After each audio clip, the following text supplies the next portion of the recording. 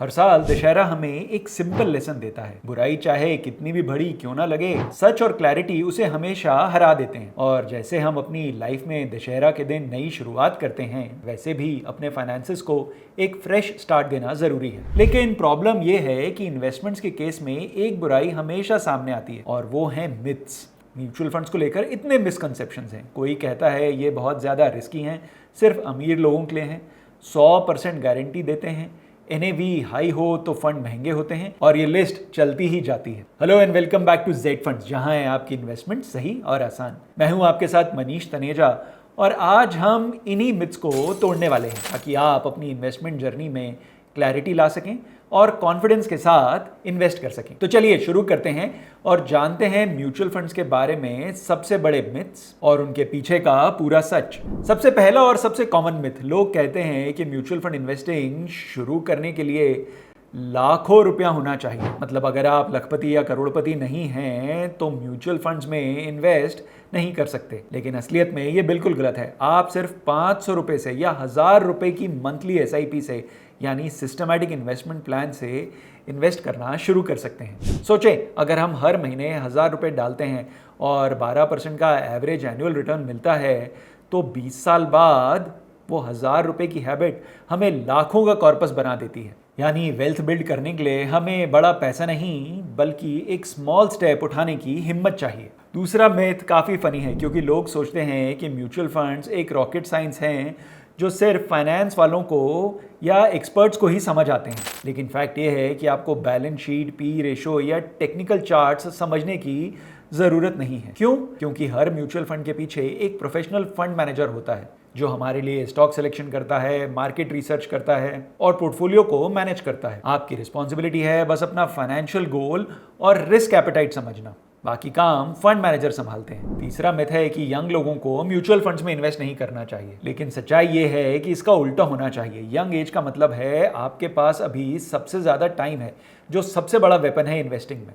Fact ये है कि जब हम 20 से 25 साल की एज में होते हैं और तब इन्वेस्ट करना शुरू करते हैं, तो कंपाउंडिंग को 20-25 साल का लंबा टाइम मिल जाता है, और अर्ली एज में हमारी फाइनेंशियल रिस्पॉन्सिबिलिटीज़ भी कम होती हैं, तो रिस्क लेकर हम और लॉन्ग टर्म ग्रोथ एंजॉय कर सकते हैं। मान लीजिए आपकी एज 25 ईयर्स है और इस एज में आप 5000 रुपये मंथली इन्वेस्ट करना शुरू करते हैं म्यूचुअल फंड्स के माध्यम से। ये इन्वेस्टमेंट आपको 12% का रिटर्न देती है, तो 60 साल की एज में आपका कॉर्पस 3 करोड़ से ज़्यादा का हो जाता है। और अगर यही इन्वेस्टमेंट आप 35 की एज में स्टार्ट करते हैं तो कॉर्पस तकरीबन आधा हो जाता है। यही डिफरेंस होता है टाइम का। चौथा मिथ है कि पॉपुलर म्यूचुअल फंड स्कीम्स ही बेस्ट म्यूचुअल फंड स्कीम्स होती हैं। देखिए, जो आइडिया वायरल हो जाए जरूरी नहीं है कि वो हमारे लिए बेस्ट है। Same goes for mutual fund schemes. Popularity का मतलब सिर्फ इतना होता है कि उस फंड में ज्यादा लोगों ने इन्वेस्ट किया है। लेकिन क्या ये स्कीम हमारे गोल्स के लिए ठीक है? क्या ये हमारी रिस्क प्रोफाइल को मैच करती है? क्या ये हमारे टाइम होराइजन में फिट होती है? वेल, ये सब फैक्टर्स भी जानना जरूरी है इससे पहले कि आप म्यूचुअल फंड स्कीम में इन्वेस्ट करें। एक छोटे से एग्जाम्पल से समझने की कोशिश करते हैं। एक फंड जो एग्रेसिव ग्रोथ इन्वेस्टर्स के लिए बना है, वो कंजर्वेटिव इन्वेस्टर्स के लिए गलत चॉइस हो सकता है। That's why it's important to match your fund with your personal needs, not with the hype around it. पांचवा मिथ है कि अगर किसी फंड का NAV हाई है मतलब वो महंगा फंड है। बहुत से इन्वेस्टर्स NAV यानी नेट एसेट वैल्यू को स्टॉक प्राइस के जैसे ट्रीट करते हैं। मानते हैं कि 100 रुपये की NAV का फंड ज्यादा कॉस्टली है और 10 रुपये की NAV का फंड सस्ता है। ये एक गलत कंपैरिजन है। NAV एक अकाउंटिंग नंबर है जो फंड के टोटल एसेट्स को उसके यूनिट से डिवाइड करके निकलता है। बेसिक एग्जांपल लेते हैं। एक फंड की NAV अगर 100 रुपये है और दूसरे फंड की NAV 10 रुपये है, अगर दोनों फंड 10% ग्रो करते हैं तो दोनों ही आपको सेम परसेंटेज रिटर्न देंगे। यानी NAV का फंड की परफॉर्मेंस से कोई रिलेशन नहीं है। एक और मिथ है कि म्यूचुअल फंड केवल लॉन्ग टर्म इन्वेस्टमेंट के लिए हैं। ज्यादातर इन्वेस्टर्स म्यूचुअल फंड इन्वेस्टमेंट्स को 10-15 साल के लिए मानकर चलते हैं। लेकिन फैक्ट ये है कि म्यूचुअल फंड्स हर टाइप के इन्वेस्टर्स और हर होराइजन के लिए होते हैं। आपका इन्वेस्टमेंट होराइजन 3 महीने या 6 महीने के लिए है, तो आप अपना पैसा लिक्विड फंड्स या अल्ट्रा शॉर्ट टर्म फंड्स में इन्वेस्ट कर सकते हैं। यदि आपका इन्वेस्टमेंट होराइजन 3 से 5 साल है तो आप हाइब्रिड कैटेगरी की म्यूचुअल फंड स्कीम्स देख सकते हैं, और अगर आपका इन्वेस्टमेंट होराइजन 7, 8, 9, 10 साल या उससे अधिक है तो आप इक्विटी म्यूचुअल फंड्स देख सकते हैं। एक और इंपॉर्टेंट मिथ, लोगों को लगता है कि फंड की पास्ट परफॉर्मेंस उसके फ्यूचर रिटर्न्स को रिफ्लेक्ट करती है। पिछले 1 साल का रिटर्न देख के क्यों ना अगले 1 साल के लिए इन्वेस्ट कर दिया जाए। अगर ऐसा होता तो सभी के पोर्टफोलियोज बहुत अच्छा परफॉर्म कर रहे होते, बस पिछले साल का टॉप परफॉर्मिंग फंड देखते और उसमें इन्वेस्ट कर देते। पर रियलिटी थोड़ी अलग है। मार्केट हर टाइम पर अलग तरह से बिहेव करता है। एक फंड जिसने पिछले 3 सालों में मान लीजिए 20% का रिटर्न दिया है, हो सकता है अगले 3 सालों में इस रिटर्न को रेप्लिकेट ना कर पाए और इससे कम रिटर्न दे। इसलिए सिर्फ पास्ट रिटर्न्स देखकर डिसीजन नहीं लेना चाहिए।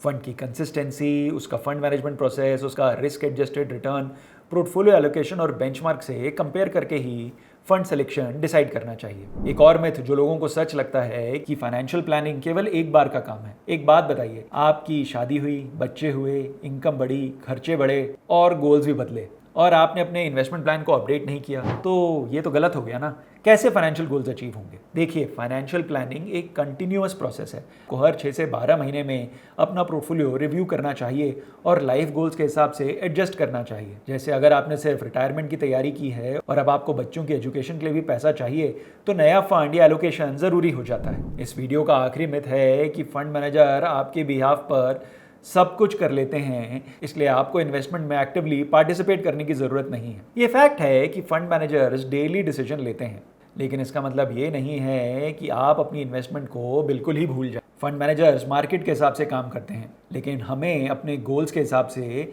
अपने फाइनेंशियल प्लान को रिव्यू करना चाहिए। हो सकता है कि एक फंड अच्छा परफॉर्म कर रहा है, लेकिन हमारा रिस्क एपेटाइट उससे मैच नहीं करता, या आपको उस पैसे की ज़रूरत पहले ही पड़ गई। कि इन्वेस्टमेंट का रिव्यू आपके लिए उतना ही इंपॉर्टेंट है जितना फंड मैनेजर का फंड मैनेजमेंट प्रोसेस। और अगर आपके पास अपना पोर्टफोलियो मैनेज करने की प्रॉपर नॉलेज या टाइम नहीं है, तो ऐसे में आप किसी फाइनेंशियल एडवाइजर की हेल्प ले सकते हैं। जेड फंड्स पर भी आपको ये फैसिलिटी मिल जाती है, जहां एक्सपर्ट्स आपके गोल्स और रिस्क प्रोफाइल के हिसाब से पर्सनलाइज्ड गाइडेंस देते हैं, यानी आप अपनी इन्वेस्टमेंट जर्नी को और इजी और इफेक्टिव करा। तो दोस्तों, जैसे दशहरा हमें बुराई पर सच्चाई की जीत का लेसन सिखाता है, वैसे ही आप इन मिथ्स को तोड़कर अपने फाइनेंसेस में एक नई स्टार्ट कर सकते हैं। म्यूचुअल फंड्स एक फ्लेक्सिबल, अफोर्डेबल और स्मार्ट इन्वेस्टिंग टूल है। बस कंडीशन ये है कि आपको जो हमने मिथ्स डिस्कस की हैं उन्हें दिमाग में रखना है। अगर आपको ये वीडियो यूजफुल लगा हो तो लाइक करें, अपने दोस्तों के साथ शेयर करें, और अभी भी आप रिस्क लॉक इन एनएवी के चक्कर में अटक रहे हैं तो चैनल को सब्सक्राइब जरूर करें और जानें म्यूचुअल फंड्स के बारे में। मिलते हैं आपसे नेक्स्ट वीडियो में।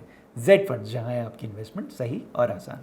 Mutual fund investments are subject to market risks. Read all scheme related documents carefully.